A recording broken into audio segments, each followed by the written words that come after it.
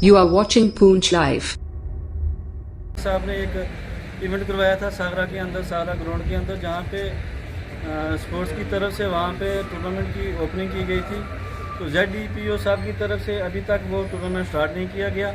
Basically ZDPO साहब हमारे नौजवानों को या पूरे जो उनका ग्रुप लेवल है उसमें डेटें आगे देते रहते हैं। आज शेड्यूल आगे कर दिया, फिर एक बार डेट निकाली, फिर उसको आगे कर दी।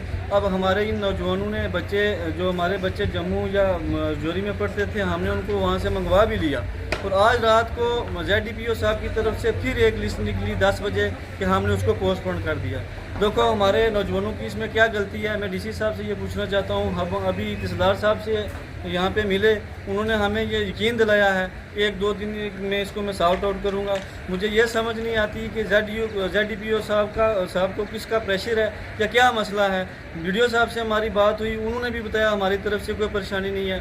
तहसीलदार साहब से हमने बात की, उन्होंने भी बोला हमारी तरफ से कोई परेशानी नहीं है। अब हमें समझ नहीं आती कि ZDPO साहब को क्या परेशानी है, या हमारी DC साहब से ये गुजारिश रहेगी कि ZDPO साहब से बात करके जो हमारे नौजवान दर दर से ठोकरें खा रहे हैं, कोई जम्मू से आया, कोई जोरी से आया है, तो पढ़ने के लिए बच्चे वहाँ पे गए, तो अभी अगर 4-5 या 10 दिन और उनको आगे करेंगे तो हमारे बच्चों की पढ़ाई भी ज़ाया हो रही है। इसलिए तहसीलदार साहब ने हमें ये इंश्योरेंस दिवाया कि आप आज का दिन वेट करो, कल का दिन कल या परसों हम इसको आगे करवाएंगे।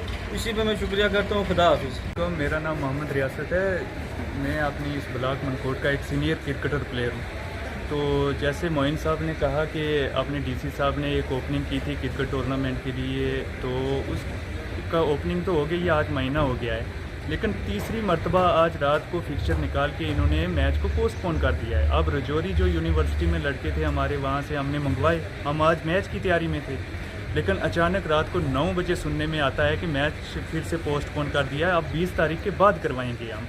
तो हम जानना चाहते हैं रीज़न क्यों ये खिलवाड़ कर रहे हैं इन बच्चों के साथ। अब देखो डिस्ट्रिक्ट पुंछ की टीम गई है स्टेट लेवल पे खेलने के लिए, क्या यहाँ पे इसी तरह के मसलों की वजह से हमारा कोई प्लेयर आगे तक नहीं जा सकता है? मनकोट ब्लॉक का कोई एक प्लेयर मुझे बताएं कि डिस्ट्रिक्ट पुंछ की टीम में गया है, वो किसकी वजह से मतलब नहीं खेल रहे हैं आगे?